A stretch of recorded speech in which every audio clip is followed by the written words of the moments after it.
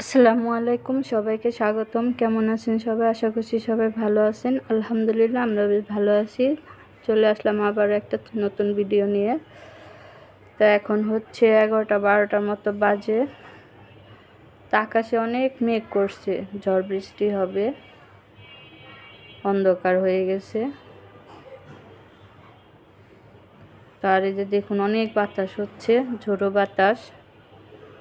তো ভাবলাম আপনাদের সাথে একটু শেয়ার করি। এই যে দেখতেই পাচ্ছেন, অনেক সুন্দর। আর ঝড় বৃষ্টি হবে অনেক দিন পরে, যদিও হয় তো অনেক দিন পর, মানে ঈদের পর আজকে হবে হচ্ছে ঝড় বৃষ্টি। ওই পড়তেছে মনে হয়, রাস্তা ভিজা ভিজা দেখা যায়।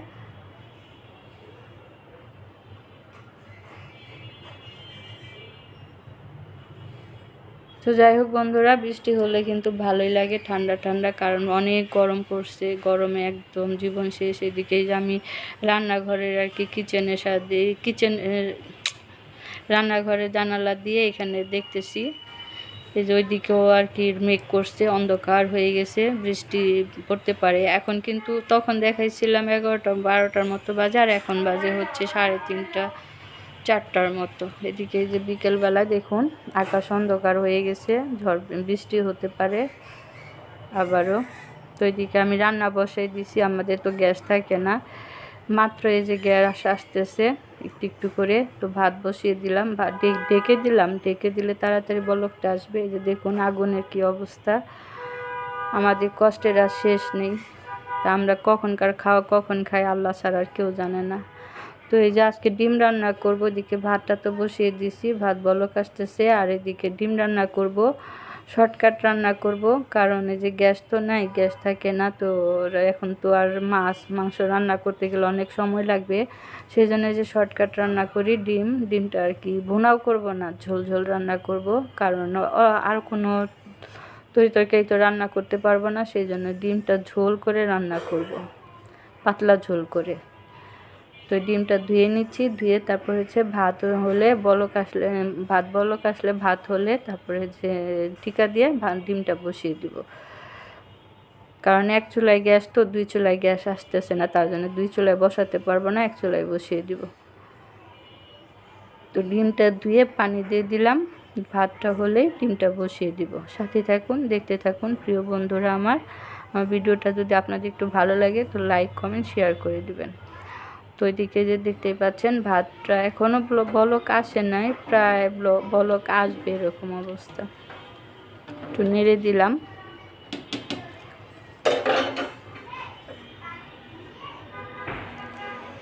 আর এই যে দেখুন, বৃষ্টি কিন্তু এই যে পড়বে, গুড়ি গুড়ি বৃষ্টি পড়া শুরু হয়েছে।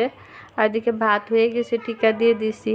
আর এই যে এখন ডিমটা বসিয়ে দিচ্ছি, চুলায় বসিয়ে দিলাম। এখন কতক্ষণে সিদ্ধ হবে জানি না, অনেক সময় লাগবে সিদ্ধ হতে। তো সিদ্ধ হতে থাক, আর কি করব, কিছু করার নাই। আর এখানে এই যে ডিমটা আবার নাড়া দিয়ে দিলাম, 2 পিঠ যাতে ভালোভাবে সুন্দরভাবে হয়, সিদ্ধ হয়। সেই জন্য একটু নাড়া দিয়ে দিলাম, কারণ গ্যাস তো কম, আগুন প্রেশার কম। তো বন্ধুরা, ডিমটা সিদ্ধ হয়ে যাওয়ার পর ছিলে নিয়ে, তো এই যে এখন ভেজে নিচ্ছি। ডিমটা সিলতে যায়, আর সিদ্ধ ভালো হয় নাই, তো ভেঙে ভেঙে গেছে, কিছু করার নাই। এই যে দেখুন কিভাবে ভেঙে গেছে, 2টা ভেঙে গেছে, 2টা আস্ত আছে। কীরকম বলেন? তো এই যে এটাকে আস্তে আস্তে নেড়ে চেড়ে ভেজে নিব। ভেজে নিয়ে তারপর হচ্ছে রান্না করব। বললাম তো আজকে পাতলা ঝোল রান্না করব, পেঁয়াজ মরিচ দিয়ে আদা রসুন দিয়ে। সাথেই থাকেন। তো এই যে আস্তে আস্তে ডিমটাকে ভেজে নিচ্ছি, ভাজা হচ্ছে না, কোনো রকম আর কি ভেজে নিব।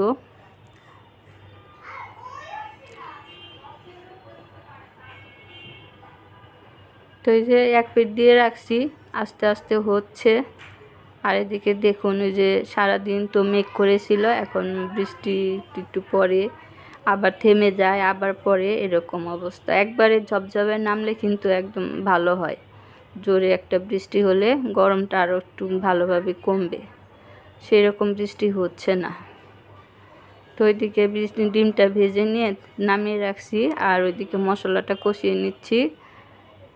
এই যে আদা রসুন কষিয়ে প্রথমে পেঁয়াজ ভেজে তারপর হচ্ছে আদা রসুন হলুদের গুঁড়া মরিচের গুঁড়া ধনিয়া গুঁড়া স্বাদ মতো লবণ দিয়ে কষিয়ে নিচ্ছি। কষিয়ে নিয়ে তারপর হচ্ছে আমরা পানি দিব, পানি দিয়ে আর কি বললাম তো পাতলা ঝোল করব, বেশি করে পানি দেবো কারণ খেতে তো হবে বলেন। তো এই জন্যে এই যে মশলাটা কষানো হচ্ছে না, মশলাটা চুলায় রেখে ঘরে যে বসেছিলাম মানে রুমে যে বসেছিলাম, তারপর আবার এসে দেখি যে দেখুন পানিটা শুকিয়ে গেছে। মশলাটাকে এখন ভালোভাবে কষিয়ে নিচ্ছি। কষিয়ে নেওয়ার পর এরপরে ঝোলের পানিটা দিয়ে দিব। এই যে ঝোলের পানিটা দিয়ে দিলাম। পানিটা আরও দিব, ওই যে পাতলা ঝোল করব তো সেই জন্য পানিটা আরও দিব। আর এরপর ডিম দিয়ে দিব, দিয়ে ঝোলটা দিয়ে আস্তে আস্তে রান্না করব। কতক্ষণে রান্না হয় জানি না। এই যে ডিমটাও দিয়ে দিলাম। এরপর আর একটু পানি দিব যাতে ঝোলটা পাতলা হয়।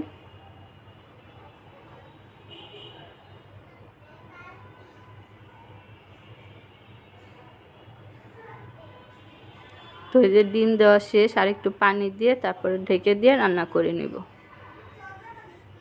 আর কালারটা কিন্তু অনেক সুন্দর আসছে।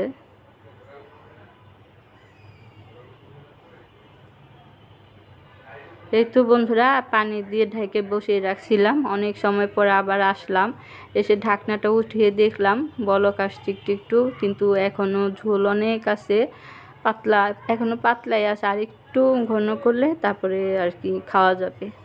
তো ওই যে আস্তে আস্তে হচ্ছে তো আর কিছু করার নাই।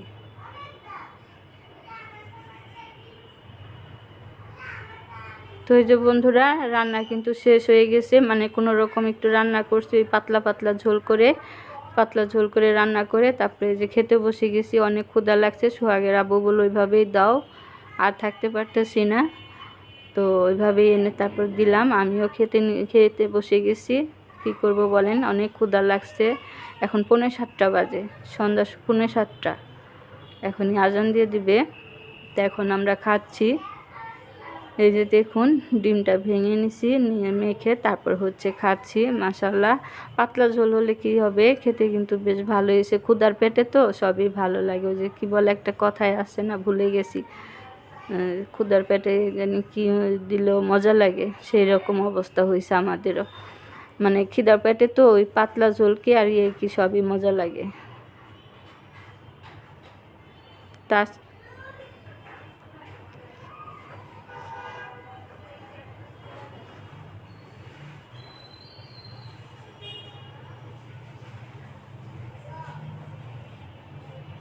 তো এদিকে হচ্ছে দুপুরে কই সন্ধ্যায় খাওয়া দাওয়া করে একটু বসেছিলাম। তারপর হচ্ছে এখন বাজে আবারও ক্যামেরাটা অন করলাম আপনাদের দেখাবার জন্য ঢাকা শহরে রাতের বেলা কেমন দেখা যায়। বাইরে তো যাই না, এই যে আমার ঘরের সামনে থেকে মানে আমার বারান্দা থেকে আপনাদের দেখাচ্ছি।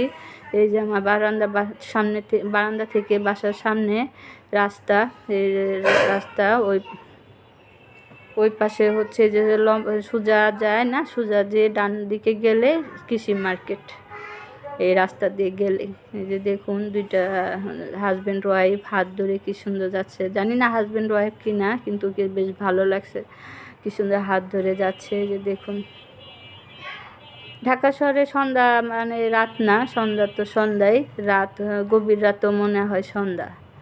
চারিদিকে লাইট আর লাইট, আলো আর আলো, রাত মনেই হয় না।